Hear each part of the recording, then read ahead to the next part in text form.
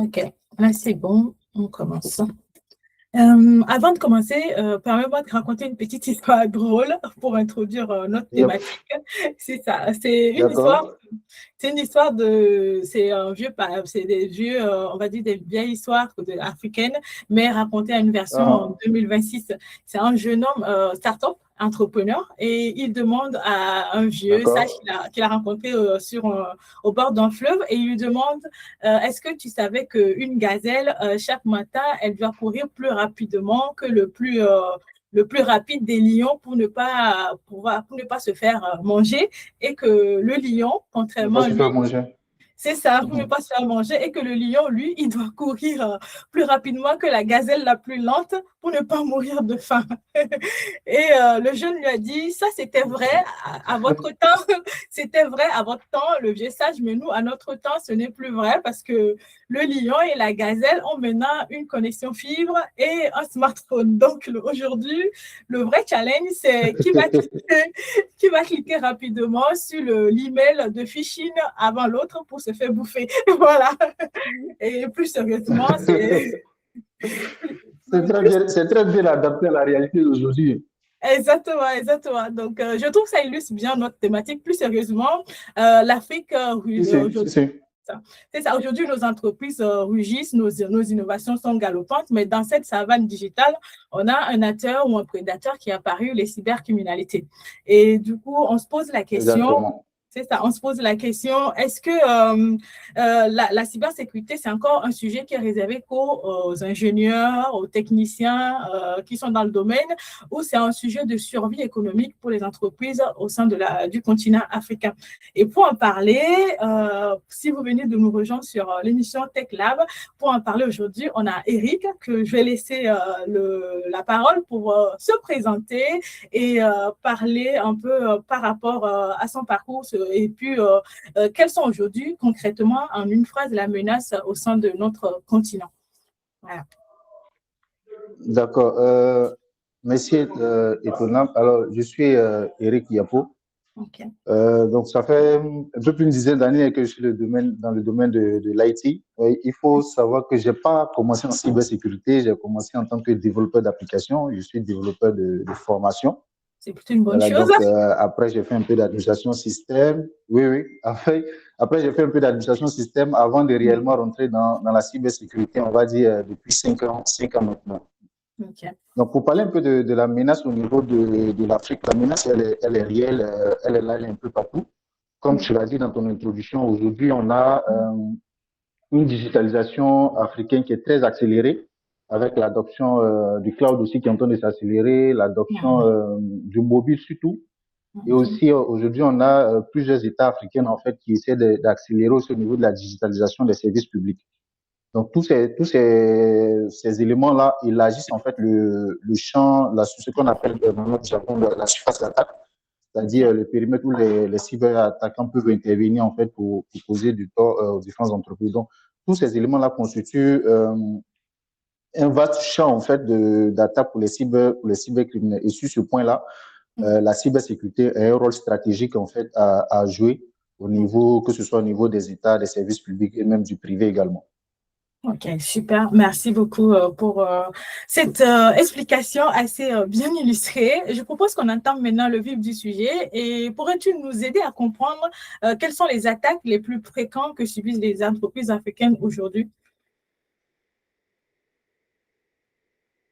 Je ne sais pas si tu as... Est-ce que tu as écouté ma question? Ça te coupe par moment, je n'ai pas bien saisi la question.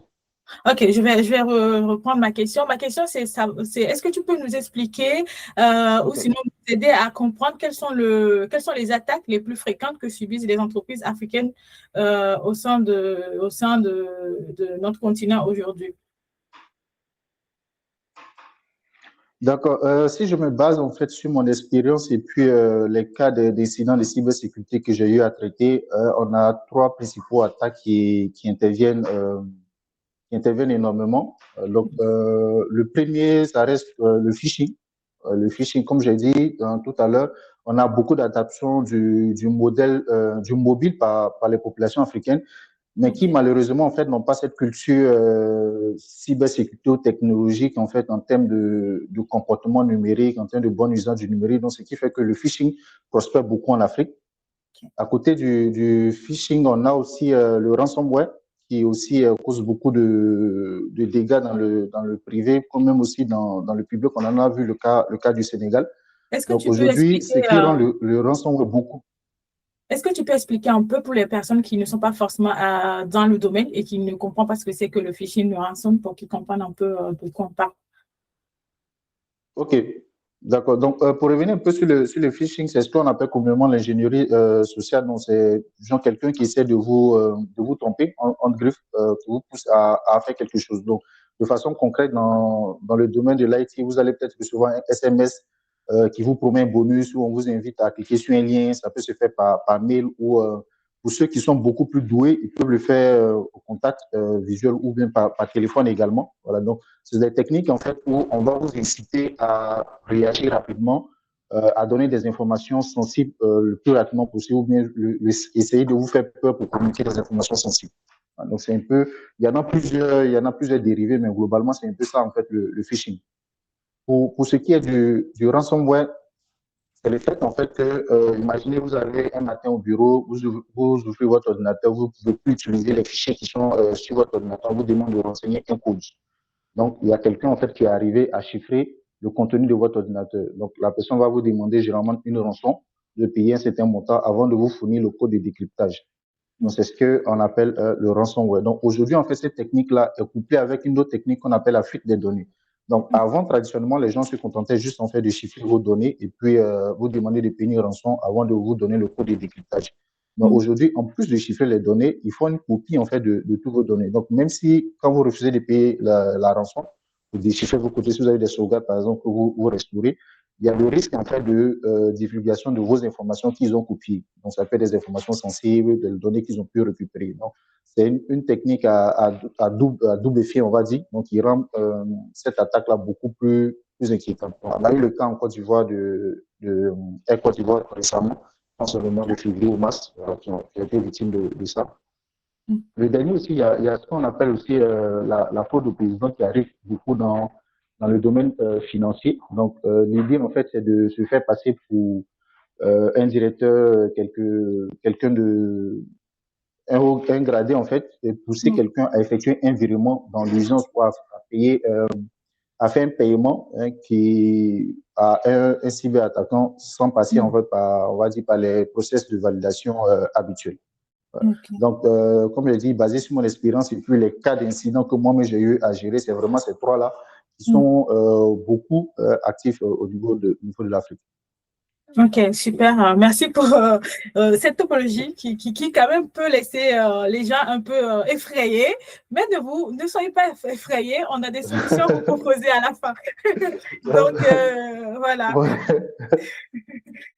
Du coup, je me demandais, est-ce qu'on ne peut pas aussi clôturer cette émission sans parler on va dire, un phénomène ou sinon l'une des attaques qui revient souvent la plupart du temps, le mobile money et l'écosystème bancaire. Pourquoi c'est des cibles aujourd'hui qui sont très privilégiées en Afrique concernant la cybersécurité? Bon, premièrement, déjà parce qu'ils sont dans le domaine financier. Donc, faut dire qu'au niveau des cyberattaquants, il y en a plusieurs catégories. Généralement les classes en fonction des motivations. Donc, il y a ceux qui sont motivés par les gains financiers, il y a ceux qui sont motivés par des idéologies, par la politique, tout et tout. Donc, comme je disais tout à l'heure, en Afrique, on a eu vraiment l'adoption du mobile qui allait très vite ces dernières années, donc notamment le mobile money. Et derrière, en fait, la culture, la sensibilisation en fait, des populations n'a pas suivi. Donc, ce qui fait qu'aujourd'hui, c'est un champ, si tu veux, pour reprendre un peu ton histoire de début, c'est comme un lion que tu jettes dans une savane, il y avait plein de gazettes et tout. Donc, voilà, il a toute cette viande à sa disposition. Donc, c'est un peu ça, en fait, qui rend le périmètre, on va dire, assez compliqué, assez attractif, en fait, pour eux. Et l'autre point aussi critique, c'est qu'il faut dire que de façon générale, en Afrique, on n'a pas encore le niveau de cybersécurité en fait, qui peut nous garantir en termes de résilience, en termes de protection contrairement à l'Europe. Mais les attaquants, par contre, ils ont les mêmes armes, que ce soit en Europe, que ce soit en Afrique. Donc là, ils abordent un terrain où ils n'ont pas le même niveau de résistance comme en Europe. Donc, tu comprends que tout de suite, c'est vraiment la voie royale pour eux, quoi. Exactement. On est déjà mené à 1-0, malheureusement. C'est ça, peut-être même 2-0, mais bon, on va pouvoir remonter le score. On va pouvoir remonter le score. C'est très bien que tu l'as mentionné déjà. Hein, tu as parlé des vulnérabilités. Est-ce que tu peux nous en dire un peu plus? Quelles sont les vulnérabilités en termes de déficit de compétences, en termes de l'utilisation massive ou des systèmes obsolescents? Le manque de maturité. Est-ce que tu peux nous brosser un peu ça pour que ceux qui ne savent pas pourquoi ça les arrive, pourquoi les attaquants aiment bien les genres de systèmes comme ça qu'ils puissent comprendre c'est quoi les causes du fait qu'ils sont les cibles les plus faciles pour ces personnes? D'accord. Première cause, je pourrais dire parler des ressources humaines. Donc aujourd'hui, il faut dire on a un manque assez grand de compétences cybersécurité qui peut s'expliquer par le fait qu'on n'a pas peut-être très rapidement adopté des systèmes de formation de cybersécurité. On sait récemment qu'on a plusieurs écoles et universités qui intègrent la cybersécurité dans leurs différents programmes. Le deuxième point aussi, c'est qu'on a beaucoup de fuites de talent. Donc aujourd'hui, quand le gars démarre cybersécurité, 2-3 ans, il a quelques certifs sur le marché. Il y a tout de suite des demandes, donc tu as plein qui vont en Europe, au Maroc, au Canada et autres. Donc il y a ce problème aussi qui explique en fait le fait qu'on n'ait pas assez de talents qui restent finalement au pays. Okay. L'autre point aussi, c'est les réalités aussi au sein de nos entreprises. Aujourd'hui, dans la plupart des entreprises, on n'a pas d'aspect du métier proprement dans l'organigramme de la structure. Donc, principalement, c'est à la charge du DSI ou bien de l'informaticien d'assurer en fait le niveau d'assurer la cybersécurité, ce qui n'est pas forcément dans ses compétences. Tout dans ça aussi, ça crée de la vulnérabilité. L'autre réalité qu'on a aussi, voilà, l'autre réalité qu'on a aussi, c'est que au niveau même de l'infrastructure, on a plein d'entreprises, que ce soit les moyens, même des grandes entreprises qui utilisent des logiciels non licenciés. Donc, les logiciels même, d'abord, tu as le logiciel qui n'est pas licencié, tu as le logiciel qui n'est pas à jour, tu as le serveur même qui héberge le logiciel, qui est un serveur en fin de vie, c'est-à-dire le fournisseur ne fournit même plus de mise à jour. Tout ça combiné, en fait, tu t'imagines un peu ce que ça cause. Et c'est la réalité, en fait, dans les entreprises. Il y en a beaucoup d'entreprises, que ce soit les moyennes, les grandes. C'est vraiment ce qu'on constate. Voilà. C'est une bulle qui peut exploser. Voilà. Peut-être aussi qu'on peut évoquer ça peut-être le volet économique des PME.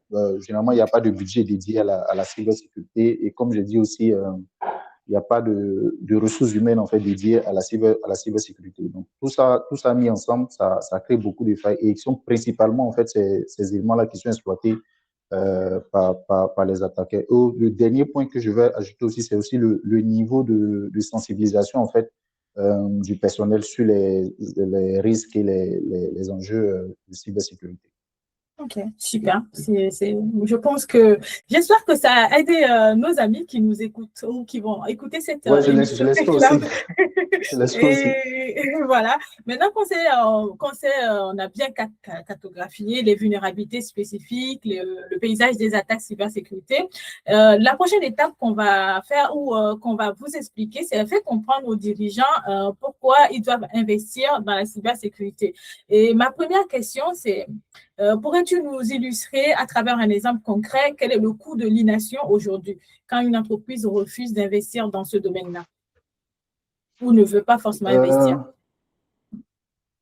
D'accord. Généralement, en cas de cybersécurité, on a l'impact intervient à plusieurs niveaux. Donc, on a l'impact opérationnel. Donc, vos services, en fonction du domaine dans lequel vous vous situez, vos services peuvent momentanément ou selon la gravité de l'incident s'arrêter pendant un long moment. Donc, ce qui naturellement va vous causer du préjudice si vous fournissez du service en fait à des personnes tierces. Ah oui, merci. Donc, le deuxième point aussi, c'est le volet financier. Donc, généralement, en fait, au niveau quand on essaie de quantifier en fait ce que ça coûte, les entreprises, par exemple, je prends une entreprise où son serveur a été, un exemple, est victime de ransomware, tout. Donc, ils vont se dire sur le champ ce qu'il faut, le coût du serveur, mais ce qui rentre réellement dans le coût de l'impact financier, vous avez le temps que votre serveur va s'arrêter. Si vous fournissez du service, comme je l'ai dit, vous allez forcément perdre de l'argent, le mécontentement de vos clients. Le temps que vos équipes vont mobiliser en fait pour travailler spécifiquement sur cet incident-là, ça a aussi un coût financier. Si vos équipes, et c'est le cas, n'ont pas les compétences techniques qu'il faut pour résoudre le problème en question, vous allez faire appel à des services, à des experts extérieurs qui vont vous coûter aussi de l'argent. Donc, c'est l'ensemble en fait de tous ces éléments qu'il faut regarder pour se rendre compte en fait de l'impact financier que ça peut avoir sur votre entreprise. Le dernier point aussi, qui est vraiment peut-être le plus important, c'est l'image en fait de l'entreprise. Donc, déjà qu'en Afrique, les gens sont très méfiants de l'outil technique, on va dire. Donc, vous imaginez un exemple, vous êtes dans le mobile money, les gens apprennent que vous avez une cyberattaque, tout de suite, les rumeurs vont aller vite, les gens vont commencer à retirer l'argent de leur portefeuille. Donc, vous allez avoir une image et ça sera difficile après pour vous, en fait, de restaurer, en fait, cette image de confiance-là, en fait. Donc, la confiance est vraiment l'élément, en fait, que généralement on vend aux populations africaines. Et les cyberattaques peuvent facilement briser, en fait, voilà, facilement briser cette confiance-là. Voilà. Donc, c'est vraiment ces 3 points-là, en fait, qu'en tant que dirigeant, il faut regarder, en fait, quand on aborde les questions de cyberattaque et autres. Ok, super. Moi je retiens principalement le point de l'image parce que la confiance, ça se construit, ça met du temps pour se construire, mais ça se détruit en 1 minute. Donc, les dirigeants, faites le nécessaire, s'il vous plaît. Voilà, super. Et on va aborder aussi un deuxième point, la cybersécurité comme levier de croissance. Je vais donner aussi un exemple vite fait, Anthropic, récemment, qui nous a suppli par une très bonne stratégie où ils ont juste, je ne sais pas si tu connais le produit Claude d'Anthropic qui permet de construire des agents IA. Oui. C'est ça, le produit Claude d'Anthropic qui permet de construire des engins IA. Ils ont juste intégré la conformité et puis les RGPD, tout ce qui est comme exigence en termes de protection des données et autres. Et tout de suite, le marché a basculé en leur faveur. Donc, aujourd'hui, on comprend que la cybersécurité peut être un levier de croissance. Comment une bonne posture de la cyber devient un argument commercial pour conquérir des marchés internationaux ou rassurer les investisseurs? Pourrais-tu nous en dire un peu plus là-dessus? D'accord. Pour répondre à ça, on peut peut-être faire un petit parallèle avec, par exemple, le domaine financier. Aujourd'hui, par exemple, quand vous demandez un financement ou quand vous demandez à des investisseurs étrangers de venir investir dans votre entreprise, vous leur fournissez un certain nombre d'informations qui leur donnent certaines garanties financières par rapport à votre activité. Donc, au niveau de la cybersécurité, c'est pareil, ou du moins, on va tendre vers ça. Donc, aujourd'hui, si par exemple, vous avez votre entreprise, vous voulez peut-être lancer un appel d'offres qui vous accompagne en cybersécurité, si vous avez face à vous 2 entreprises, une qui vous dit qu'elle a une certification, par exemple ISO 27001 qui garantit qu'ils ont un système d'information qui est bien établi, et l'autre qui a peut-être la compétence, l'expérience, mais qui n'a pas cette certification, je pense que la faveur. Il y a peut-être une petite coupure, les amis. Excusez-nous, comme vous le savez, en la connexion. Chez nous, des fois, ça peut être difficile en Afrique pour des questions de fluctuation et qualité. Donc, juste quelques secondes et on reprendra. Et je trouve que c'est quand même un point très intéressant. Oui, là, je t'entends mieux. Voilà. Est-ce qu'on m'avait entendu ou on m'avait coupé? C'est ça, il y a une coupure entre-temps. Donc, je ne sais pas si c'est de mon côté ou de ton côté, mais bon, on va quand même essayer de continuer. Je reprends rapidement. Donc, je disais en fait que ça apporte un plus par rapport à la concurrence. Okay. Voilà, si vous êtes sur un marché concurrentiel, ça apporte la valeur ajoutée, ça vous différencie en fait des autres et ça donne cette assurance à vos clients. Imagine par exemple une entreprise qui est dans le secteur de l'assurance santé par exemple, qui a son système qui est conforme, qui a tout ça qui demande, ça rassure en fait les personnes puisque on a aussi les données de santé en fait qui sont un élément clé dans les histoires de réglementation aussi. Donc apporter cette confiance là rassure en fait les personnes qui vont vous confier leurs données, rassure vos partenaires, rassure vos clients. Super. Donc, c'est très bien résumé. Donc, ne négligez surtout pas la cybersécurité. Ça peut vous faire gagner de nouveaux clients. C'est ça. Ça peut vous faire gagner des clients, aller conquérir des marchés internationaux. Et donc, ne dites pas non au chiffre d'affaires qui va augmenter. Ça, c'est sûr. On va aborder une troisième question qui est la gouvernance et la régulation. C'est-à-dire que quand ChatGPT s'est lancé pour, on va dire, on a connu tous ChatGPT pour la première fois, même s'il se développait dans l'ombre, tout le monde, la première chose que plusieurs continents ont fait, principalement l'Europe, c'est de commencer par mettre en place des règles pour contrôler les données, les utilisations de l'IA et autres. Est-ce qu'en Afrique, est-ce qu'il y a eu ces initiatives-là pour la protection des données personnelles de la part de la CEDEAO, l'UMOA ou les entreprises elles-mêmes? Est-ce qu'elles ont anticipé ces contraintes légales aujourd'hui sur le terrain ou pas?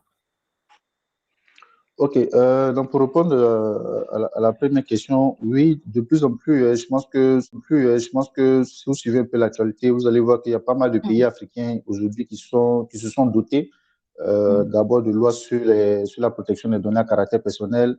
Aujourd'hui, on a les pays qui sont en train de se constituer d'ANSSI, on a celle de Côte d'Ivoire, il y a d'autres pays qui suivent. Il y a d'autres pays aussi qui adoptent aussi des stratégies de cybersécurité. Donc, le cadre est en train de se mettre en place petit à petit et c'est déjà à saluer. L'autre point aussi que peut-être il faudra tenir compte aussi, il faudra, à mon avis, il faudra que ces cadres-là soient vraiment adaptés à nos réalités, que ce ne soit pas juste une copie en fait de ce qui se fait en Europe, parce qu'il faut dire qu'on n'a pas les mêmes réalités. Donc, ce qui fonctionne là-bas ne peut nécessairement pas fonctionner ici. Voilà. Donc, il faut tenir compte de cette réalité-là et adopter des cadres en fait qui répondent réellement à nos besoins pour mieux en fait contrer en fait les cybersécurités. Donc, au niveau des entreprises, la réalité, bien le constat que je fais, c'est qu'aujourd'hui, majoritairement, les entreprises, en fait, suivent ces lois-là ou bien ces réglementations-là par contrainte, en fait, d'audit ou de conformité, mais pas parce que derrière, ils ont eux-mêmes envie de se conformer ou ils comprennent réellement l'importance. Tu vas voir que on est en train de rédiger une politique de sécurité rapidement parce qu'on doit se faire auditer dans un mois, ce qui ne fait pas trop sens pour moi, mais bon, c'est les réalités du terrain. Ou alors, on est en train de mettre en place une politique par rapport à la donnée, à la protection des données à caractère personnel parce que l'ATCE doit venir nous contrôler dans 2 semaines. Voilà, donc, c'est un peu ça la réalité du terrain. Mais il faut qu'en dehors de l'aspect contrainte, l'aspect réglementaire, les entreprises comprennent que ces éléments qui sont en place sont dans un premier temps pour les protéger elles-mêmes d'abord, avant de répondre en fait à l'aspect réglementaire. Donc, adopter ces éléments, pas juste pour coucher des cases d'audit, mais parce que ces éléments vont nous apporter une valeur ajoutée.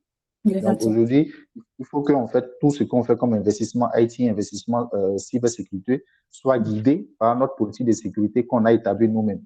Parce que la réalité aujourd'hui, c'est que tu vois dans une entreprise, il y a une politique de sécurité et généralement, la politique de sécurité, soit peut-être le gars de l'IT seul qui est au courant que la politique existe. Les utilisateurs ne sont même pas informés qu'ils ont une politique de sécurité.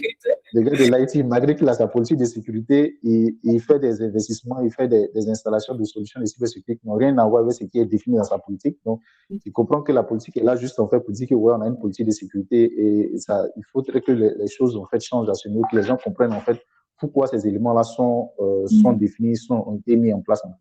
Ok. Pour enchérir sur ton point, je trouve que ça fait vraiment le reflet de ce qu'on voit aussi des fois en Europe, hein, c'est que les gens attendent l'audit et c'est comme chez vous. Et comme disent nos amis ivoiriens, il ne faut pas attendre que tout soit tout gâté d'abord avant de pouvoir réagir. Il faut qu'on soit un posture proactif en fait que réactif tout le temps. Exactement, c'est ça.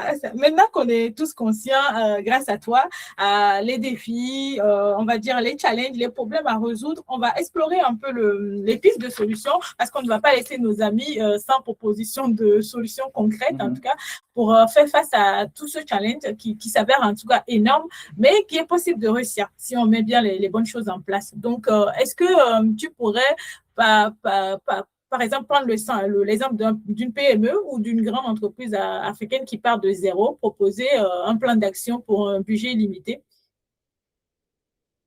D'accord. Donc, la proposition de solution, il n'y a pas vraiment une proposition de solution standard. Okay. Tout va se faire en fonction de, comme vous l'avez dit, la taille de l'entreprise. Donc, une grande entreprise, sa stratégie ne sera pas comme celle d'une PME. Et puis, comme j'ai dit, il faut vraiment, en fait, parce qu'aujourd'hui, la plupart des cadres qu'on a, c'est des choses que vraiment on a emprunté de l'Europe. Il faudrait que nous, on apprenne, en fait, à adapter ces éléments-là à nos réalités, à nous. Donc aujourd'hui, de façon basique, les éléments, on va dire, trivial qu'il faut dans un premier temps, c'est déjà en fait de cartographier en fait ces actifs, ce qu'on a de valeur. Donc on le dit toujours en cybersécurité, hein, on va pas venir protéger ce qu'on sait pas. Voilà. Donc Je suis tu dois d'accord. mettre des mesures de sécurité en place pour que tu comprennes ce que tu es en train de protéger, qu'est-ce que tu peux donc identifier en fait tous ces éléments, ces actifs. Donc quand on parle des actifs, ça part du personnel, ça part de tes équipements, donc tout ce que l'entreprise a de valeur. Oui. Donc, il faut pouvoir connaître ces éléments-là. Et puis, après ça, un élément qui, moi, personnellement, me tient à cœur, qui j'estime, en fait, doit guider, en fait, tous les investissements cybersécurité, c'est la gestion des risques. Donc, si aujourd'hui, par exemple, je viens déployer un outil de cybersécurité, c'est parce que cet outil-là répond à un risque qui est bien identifié. Donc, il faut mener une activité de gestion des risques, en fait, comprendre son contexte, l'environnement dans lequel l'entreprise évolue et identifier les risques qui sont propres à nous. Donc, en fonction de ces risques-là, maintenant, on va identifier les mesures de sécurité à mettre en place pour corriger ces risques-là. Donc, tout à l'heure, je parlais d'essayer d'adapter à nos réalités. Donc, nos réalités aussi, c'est qu'aujourd'hui, dans les entreprises, il n'y a pas vraiment d'experts disponibles, en fait, pour mener ce genre d'exercice. Donc, c'est compliqué, en fait, voilà, de dire à quelqu'un de faire l'analyse des risques, alors que déjà lui-même ne comprend pas ce que c'est, il n'a personne en interne, en fait, pour l'aider. Donc, de façon basique, pour vraiment les PME, pour les petites entreprises qui n'ont pas vraiment l'expertise qu'il faut pour gérer, il y a les services d'externalisation qui existent pour les accompagner. Mais de façon basique, les éléments techniques qui peuvent apporter peut-être une première couche de sécurité, il y a ce qu'on appelle l'hygiène cybersécurité. Donc, déjà, une petite sensibilisation des utilisateurs, avoir un mot de passe assez robuste, activer la double authentification sur les différents services qu'on a, avoir des sauvegardes qui sont aussi testées, parce que c'est bien de sauvegarder, mais après, il faut s'assurer que les sauvegardes fonctionnent. Voilà, pour pouvoir les utiliser en cas de problème. Donc, ces petites actions-là peuvent aider les petites entreprises à avoir déjà une certaine hygiène en termes de cybersécurité pour leur apporter un premier niveau. Ça ne garantit pas, hein, c'est juste vraiment un premier niveau voilà, un premier niveau de sécurité. Et puis, après, si on n'a pas vraiment les compétences en tête, comme j'ai dit, on peut faire appel à des professionnels externes pour nous accompagner à avoir vraiment une stratégie de résilience en termes de cybersécurité qui va nous aider, que ce soit une petite entreprise ou une grande entreprise. Mais cette stratégie-là va être adaptée, en fait, en fonction de la réalité de l'entreprise, son domaine d'activité, voilà, tout ça. Ok, merci. Moi, je pense déjà qu'avec ce que tu as expliqué et avec le BABA, déjà de pouvoir protéger ses serveurs, répertorier ses actifs, on peut déjà commencer par faire quelque chose et chercher des solutions alternatives comme les prestataires externalisés. Et ça, c'est vraiment, j'espère que ça vous a aidé, les amis. Si vous nous suivez après dans l'émission Tech Lab, n'hésitez pas à nous dire qu'est-ce que vous avez mis en place, en tout cas dans vos environnements professionnels, qu'est-ce que vos dirigeants ont mis en place. Ça serait intéressant pour nous d'avoir vos avis sur le sujet.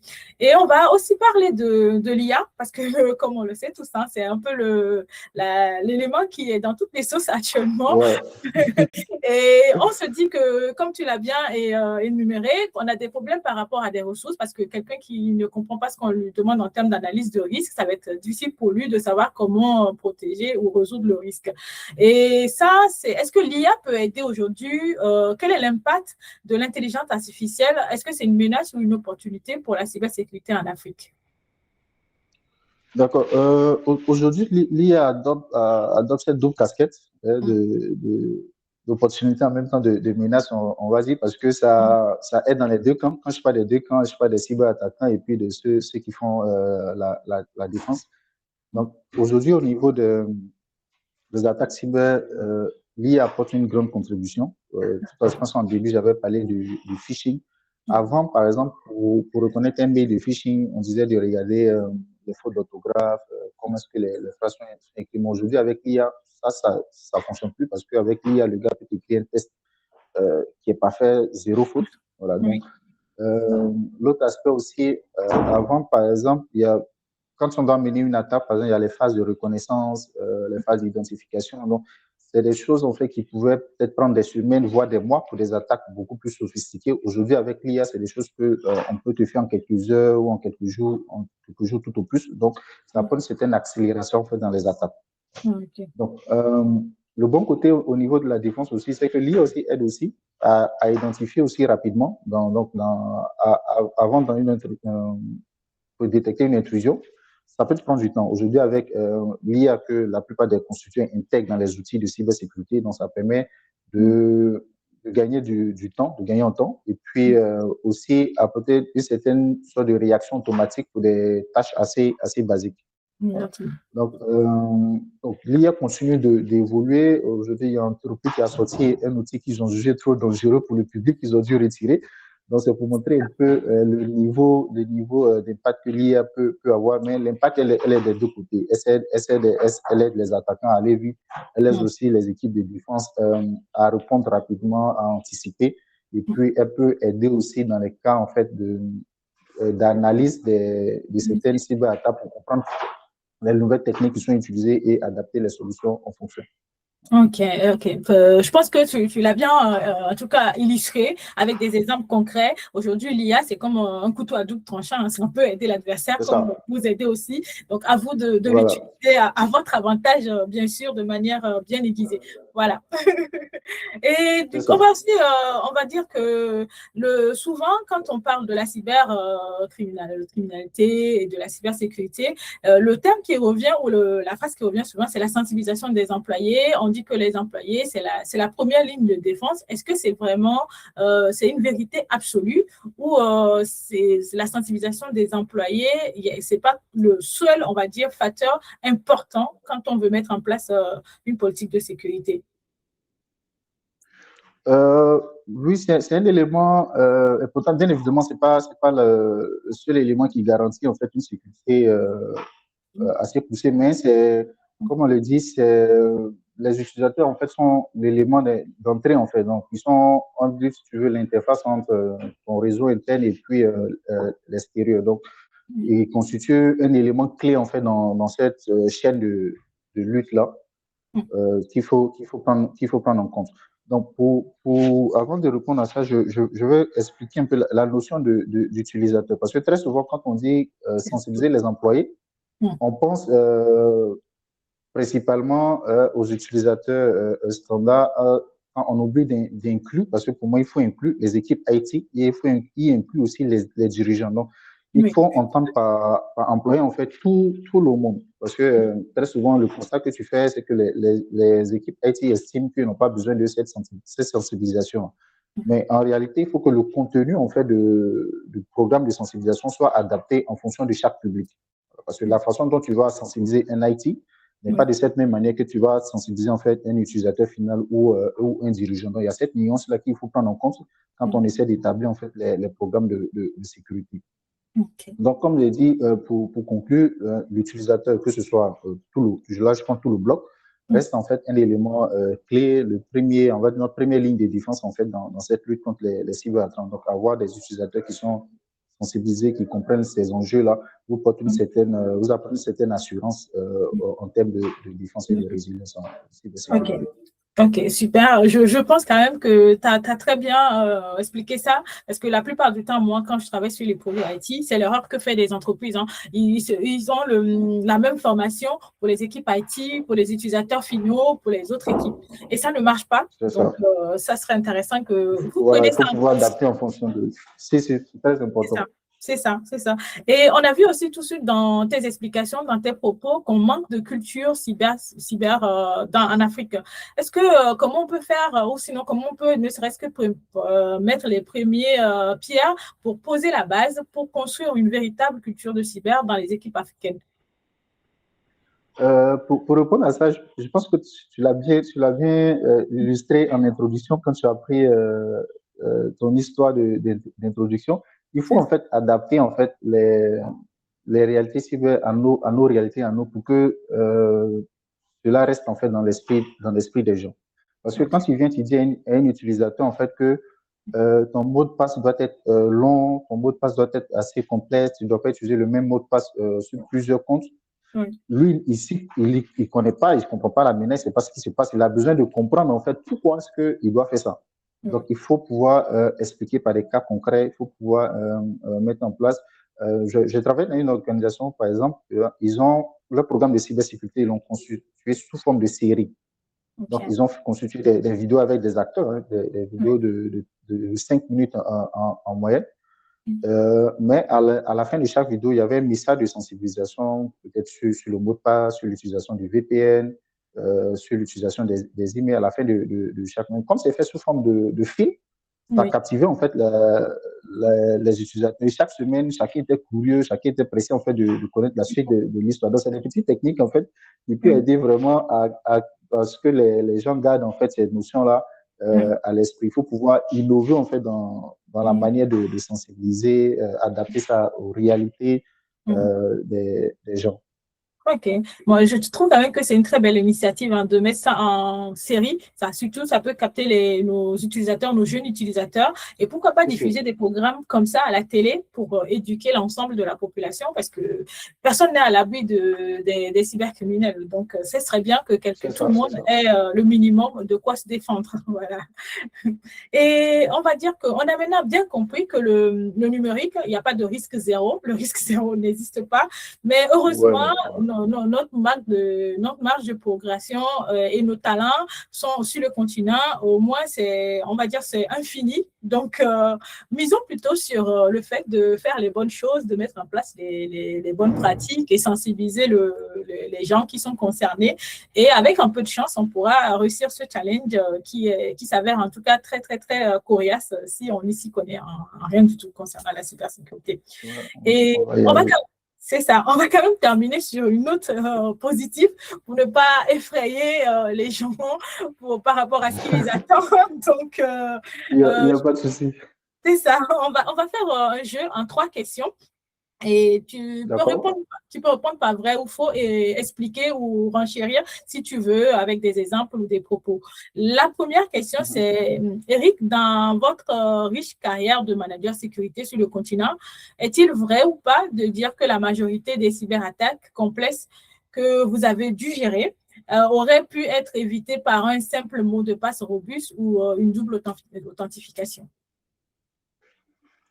Oui, dans beaucoup de cas, une double authentification aurait permis d'éviter certaines cyberattaques.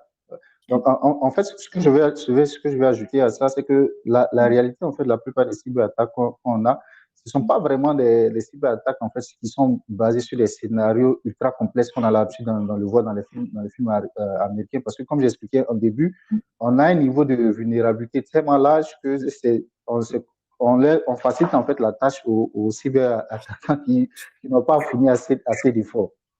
Donc, c'est tout à l'heure que quand je parlais de l'hygiène cyber, qui peut apporter cette première couche-là, qui peut déjà permettre d'éviter les attaques les plus basiques, en fait. Ok, super. Du coup, la deuxième question, c'est le choix multiple, c'est-à-dire si un jeune talent africain veut suivre vos traces et débuter aujourd'hui dans la cybersécurité, quelle est la compétence numéro 1 que vous regarderez sur son CV, toi et ton équipe, bien sûr, sa maîtrise parfaite du code, sa sécurité, sa curiosité plutôt et sa capacité à ne jamais risquer ou sa collection de données, sa collection de diplômes plutôt, comme on aime bien le faire valoir chez nous. J'ai tel diplôme, est-ce que ça suffit aujourd'hui? Personnellement, j'irai avec l'option B. Okay. Donc la curiosité et puis la capacité à ne pas paniquer. Parce que ce soit le code ou le diplôme, on se forme toujours, on peut toujours se former, passer les certificats et tout, mais la curiosité, c'est un élément clé en fait que généralement, moi, dans mes équipes, que j'essaie d'inculquer à mes équipes ou quand je dois faire des recrutements, c'est un élément en fait que je regarde parce que on est dans un milieu qu'il faut le dire évolue très rapidement. Donc, il faut avoir cette envie-là, cette soif-là d'apprendre tout le temps, de bosser tout le temps, d'apprendre de nouvelles choses qui vous permettent d'être à jour, en fait, face à la technologie. Voilà. Après, le deuxième volet, qui est la capacité à rester, à garder une certaine sérénité, c'est très important, surtout en cas d'incident. Parce qu'en cas d'incident, en cas de cyberattaque, le niveau de stress, il monte beaucoup, il faut le dire, parce que tu as toute la direction qui est sur le dos, qui veut comprendre ce qui se passe, tu as les utilisateurs. Donc, si tu es quelqu'un de nature qui panique vite, si toi, tu dois apporter le premier niveau de réponse, tu paniques, tu n'es pas vraiment l'entreprise. Donc, avoir cette capacité-là à gérer ce genre de situation-là, c'est un atout aussi, en fait, pour exercer dans le domaine, je pense. Donc, si je comprends bien, il n'y a pas de place pour les peureux en cybersécurité. Les amis, vous, Non, bon, après, avec l'expérience aussi, chacun peut s'adapter. Hein, donc, avec l'expérience aussi, avec ce qu'on a vécu. Bon, si je prends moi mon exemple, ma première réaction lors peut-être de, je prends ma carrière, la première incident que j'ai géré et puis la dernière incident, c'est clair que j'ai pas réagi de la même manière. Donc, ah il y non, a ça c'est l'expérience sûr. aussi avec le temps, voilà, qui va améliorer cette épreuve. Mais c'est déjà bon, en fait, d'avoir ces éléments-là. Quand on démarre, ça vous apprend une certaine assurance, une certaine confiance, en fait, dans le métier. Ok, ben, moi je vais rajouter être un bon communicant comme tu l'es actuellement. Et c'est un très bon exemple. Hein. Tu n'es pas le même Eric que quand tu as commencé Merci. que actuellement. Donc, Merci. soyez- si vous Exactement. êtes, si vous êtes un bon communicant, c'est déjà pas mal. Vous allez, le goût vient en mangeant, vous allez vous affiner au fil du temps et vous allez devenir C'est ça, voilà, exactement. quelqu'un qui rassure les autres. Voilà. Et dernière question, si vous devez revenir au premier jour de votre carrière de Monsieur Sécurité en Afrique, quel est le conseil crucial que vous vous donnerez à vous-même pour tenir la distance face aux hackers? Bon, comme je dit, moi, j'ai pas démarré ma carrière en cybersécurité de base. J'étais développeur d'application et à la base, c'est ce qui vraiment me Te passionnait. J'ai passionner. découvert la cybersécurité, voilà, j'ai découvert la cybersécurité plus tard. Mm. Mais je pourrais dire, en fait, le truc, c'est que généralement, quand on aborde la cybersécurité sans notion, on a cet aspect technique là qui est beaucoup ancré dans les esprits. Donc, Oui. généralement, on découvre en fait après que la cybersécurité, c'est pas que les pentests, c'est pas que les pentests, qu'il y a l'aspect gouvernance, il y a l'aspect business. Donc, si aujourd'hui je dois dire quelque chose aux jeunes Eric qui débutent en cybersécurité, c'est déjà de comprendre en fait que la cybersécurité, c'est pas que technique, il y a l'aspect business, il faut comprendre le business, il faut comprendre le métier pour mieux adapter en fait les techniques de cybersécurité là aux besoins du business en question. Ah oui, ça c'est, je valide avec toi ce point parce que beaucoup veulent faire des carrières dans l'IT, dans la technologie, les innovations, mais ils ne comprennent pas que comprendre le métier, c'est la base parce que travailler pour juste le plaisir de faire une politique de sécurité, cocher les C'est cases sûr. de l'audit, c'est pas si intéressant. Mais quand vous vous adaptez aux besoins, aux challenges des métiers, là, votre Ouais, travail sert, c'est ça. c'est Exactement. OK, super. Je ne sais pas si tu as c'est quelque chose à pour rajouter. ajouter, aujourd'hui, tu as plein de. Ouais, pour ajouter un truc là-dessus, aujourd'hui, parce qu'après moi, j'échange avec plein de jeunes sur LinkedIn. Ils sont OK. tous, en fait, principalement, hein, tout le monde veut faire le CIH, la certification de test d'intrusion, parce qu'on se dit la cybersécurité, c'est le cours de faire les intrusions et tout. Mais parce que même les tests d'intrusion, avant, pour être un bon testeur, un bon pentester, il faut comprendre en fait le business de l'entreprise. Faut pouvoir avoir cette capacité-là, se mettre dans l'esprit en fait d'un attaquant, comprendre les scénarios. Donc c'est pas vraiment l'aspect technique pour moi, ça vient vraiment après. Donc, parce que à côté il y a l'aspect de comprendre en fait l'environnement, de comprendre en fait l'industrie pour mieux adapter en fait la technique. Donc tout de suite quand Exactement. on fonce technique, voilà, Oui. on risque de se limiter d'une certaine manière. Oui, c'est vraiment on va dire, un point qui revient souvent parce que les compétences techniques ne suffisent pas forcément pour faire carrière dans l'IT. Et ça, il C'est faudrait ça. qu'on le rappelle souvent à nos jeunes pour ne pas faire la même erreur, en tout cas que les générations précédentes. Malheureusement, toute bonne chose a une fin. Nous sommes arrivés à la fin de cet entretien très intéressant. Merci Eric, malgré le fait que tu dois travailler, que tu as dégagé du temps pour nous et pour la jeunesse africaine Ouais, et d'autres jeunesses, je- c'est ça, qui ont envie aujourd'hui de faire carrière dans l'IT et qui veulent connaître le parcours des tech leaders de l'Afrique d'aujourd'hui et l'Afrique de demain. Merci beaucoup pour ce sacrifice et cet échange très intéressant que tu as partagé avec nous. J'espère que ceux qui nous ont suivis ou ceux qui nous suivent ont tiré beaucoup de choses importantes et intéressantes pour leur propre carrière et leur propre curiosité, bien sûr.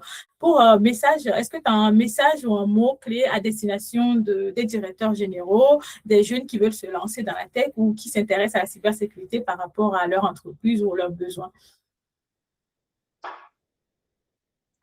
D'accord. Donc, déjà, en direction de différents dirigeants, c'est déjà de ne plus, on va dire ne plus, parce que c'est ce qu'ils font actuellement, de plus en fait aborder les notions, que ce soit de façon générale, l'IT, la cybersécurité, en fait, comme des sujets techniques en fait qui sont réservés à la DSI, mais à embarquer ces éléments en fait comme des enjeux business, des enjeux qui sont liés au métier. Parce que à la fin, quand les outils informatiques ne fonctionnent pas, c'est le métier même qui est à l'arrêt. C'est pas que l'informatique. Hein. Donc avoir cette compréhension là. Et puis aussi quelque chose que je voudrais ajouter aussi, c'est peut-être aussi d'envisager des formations même pour les dirigeants, parce qu'on parle de beaucoup de formations et généralement pour les équipes IT, mais je prends l'exemple, par exemple, de quelqu'un qui suit une formation en cybersécurité. On lui explique l'importance d'une politique de sécurité, d'une politique de gestion des risques et tout. Mais après, quand tu arrives en entreprise, les différents directeurs qui, eux, ont le pouvoir de décision, tu ne fais que juste donner des conseils, qui, eux, n'ont pas cette culture, n'ont pas cette information. Donc, quelque part, il faudrait aussi songer aussi au niveau des dirigeants, en fait, à avoir ce genre de formation-là qui va peut-être les aider aussi à mieux comprendre en fait pourquoi est-ce qu'une politique de sécurité est importante, pourquoi est-ce que la gestion des risques est importante, pourquoi est-ce que le RSSI doit prendre part en fait aux décisions stratégiques. Voilà, donc ça serait un élément pour moi qui peut être un élément différenciateur en fait dans ce combat-là. Donc à la jeunesse, bon, on a dit déjà pas mal de choses sur ce point-là, mais c'est pour dire en fait qu'il y a vraiment des opportunités en cybersécurité. Donc, pour ceux qui hésitent encore ou ceux qui pensent en fait que la cybersécurité c'est réservé aux génies en griffe ou les guides de l'informatique. Tout le monde peut faire la cybersécurité. La cybersécurité, c'est pas que les pen tests. Ça j'insiste beaucoup là-dessus. C'est pas que les pen tests. Il y a plusieurs aspects. Il y a les analyses SOC, il y a la gestion des risques, il y a la GRC. Il y a plein de domaines. Donc, l'idée, c'est de réellement prendre le temps de connaître un peu chaque domaine et puis choisir en fait où est-ce qu'on se sent à l'aise en tenant compte bien évidemment de ce qu'on veut faire et puis de ses compétences de base qui peut nous permettre de capitaliser en fait dans notre formation et de ne vraiment pas hésiter à se lancer et qu'il y a vraiment de l'opportunité. Les entreprises ont besoin de personnes en cybersécurité, même si beaucoup ne sont pas encore conscients qu'elles en ont besoin, mais le marché est là et le marché les attend. Ouais. Ok, ça c'est très bien dit. Hein. Beaucoup ne sont pas conscients, mais ils sont concernés. Et surtout les peureux, ne fuyez pas, vous avez une place en cybersécurité, les amis. Et voilà, en clôture, là, exactement. Et pour les dirigeants, je pense que c'est un bon point que tu as aussi relevé. Il faut se former. Je ne sais pas si tu proposes déjà des formations ou tu as peut-être ton lien LinkedIn que tu veux après qu'on partage sous l'émission pour les gens qui veulent, sont dans les entreprises, qui dirigent des équipes DSI, qui veulent apprendre sur la cybersécurité à travers tes divers partages que tu fais pour qu'ils en profitent aussi parce que c'est bien d'être un dirigeant, mais si on ne sait pas quels sont les enjeux, quelles sont les alternatives ou les solutions sur le marché, ça va être difficile de décider, même si votre consultant expert est le plus doué de son domaine.